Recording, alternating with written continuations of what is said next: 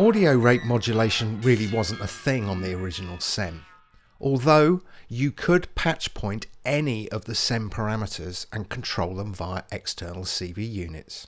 In fact, our good friend Darren Price used this on his 4-voice, triggering from a couple of TB303s and creating all manner of very un-Obi-like textures as a result. But given the provenance of our 8-voice, we really didn't want to start drilling patch points. So with OBE, we looked at a very different way to implement audio rate modulation, and that's via VCO3.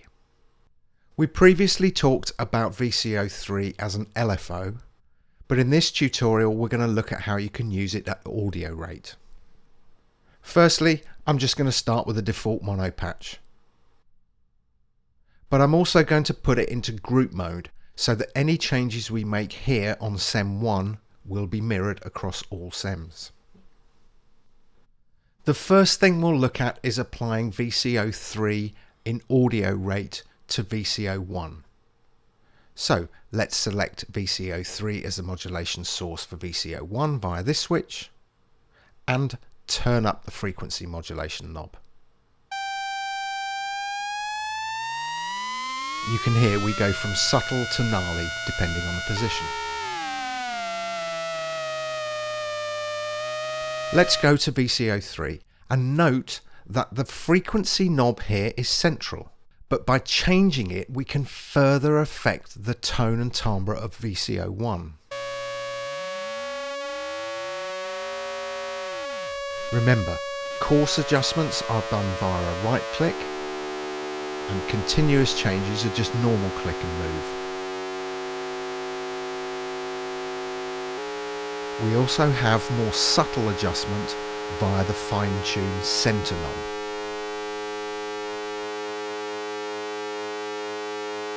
So let's move on to the VCO3 wave shape switch. As you can see, we're using the saw, but we can also change the tone markedly by opting for sine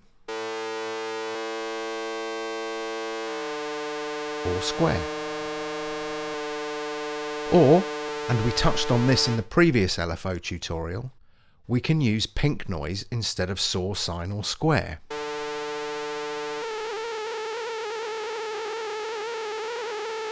Let's go back to the square waveform, and then underneath we see that we have the ability to incorporate either envelope 1, no envelope at all, or envelope 2. Now, because VCA duties are taken care of via envelope 1, in this case I'm going to opt for envelope 2, and with this active, let's muck about with the envelope 2 settings to get an idea of what can be done with this. A longer decay. Increase the sustain level. Alter the attack. And balance it with the VCO1 frequency modulation settings to tame it. Now don't forget, we can even change the frequency of VCO1. Here's super low, and here's super high. And back to the center again. So you can hear that the scope is huge, and that's just with it applied to VCO1. If we want, we can do similar to VCO2 by following the same procedure. Use the switch to select VCO3, turn up the frequency modulation knob of VCO2. Let's make it more than that on VCO1, say 100%. Turn up the level of VCO2. In fact, let's opt for a pulse wave instead of a saw.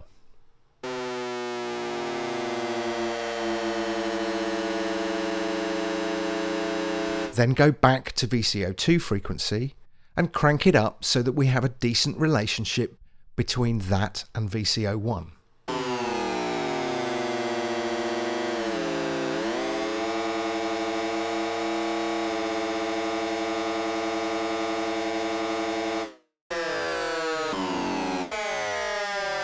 The other thing we can do is use VCO3 intro knob to create an interesting effect where we get the sweep via envelope 2 and then the audio rate modulation really kicks in.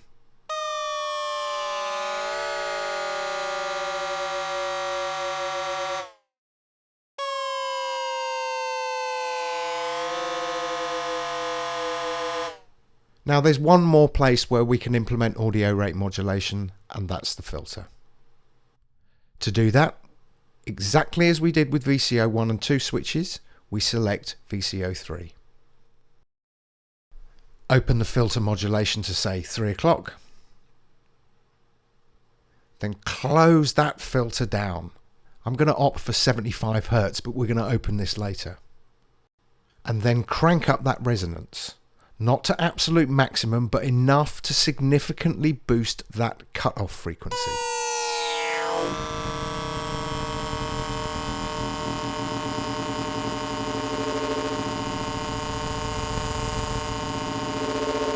I know be like enough for you? And don't forget we can alter any of the parameters, including that VCO3 intro. Let's get rid of that. Change the VCO3 wave shape.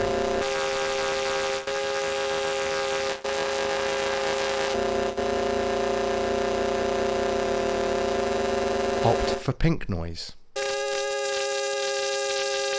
Mess with envelope 2, a slower attack. Or sharpen it all up. 0 attack, very short decay. Tiny intro time.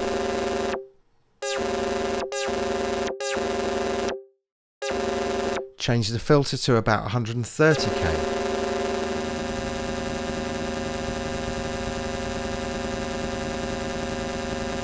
And the mod say to 1 o'clock.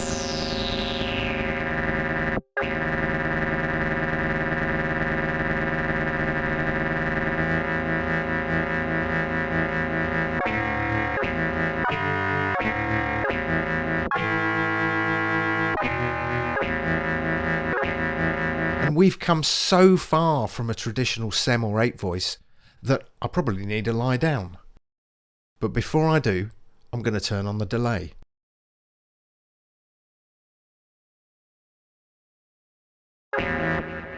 Finally, because we've done all this editing in group mode and it's been mirrored to all other SEMs, I'm going to unzoom SEM 1, turn off group mode, put OBE into poly mode, select continuous mode, set up each SEM so they're panned differently,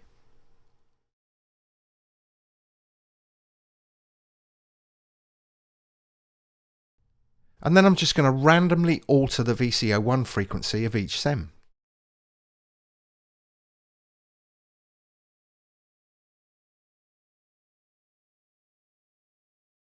Then zoom into SEM 1 again and go through each SEM tweaking the VCO frequency, as well as randomly changing the LFO3 wave shape.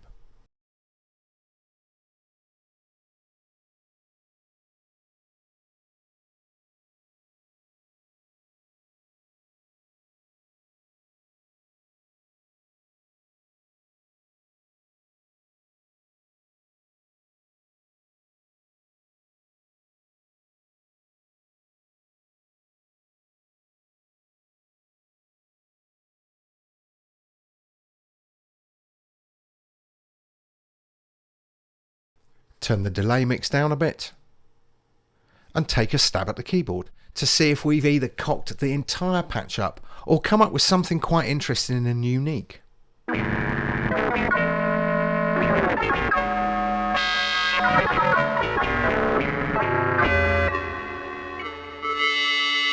I'll let you decide which way this patch has gone. But don't forget, we can implement our sequencer too. Let's go into poly mode. Turn on auto mode so that it only plays the notes we hold on our external keyboard. Hit go And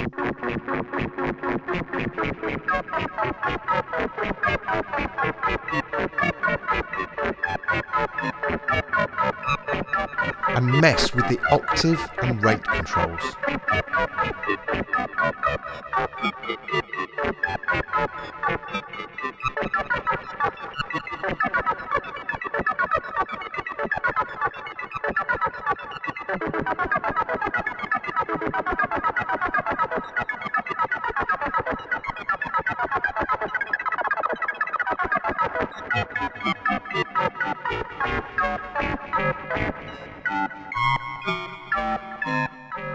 Right, you can switch off now because actually all I'm going to do is muck about and just see what happens.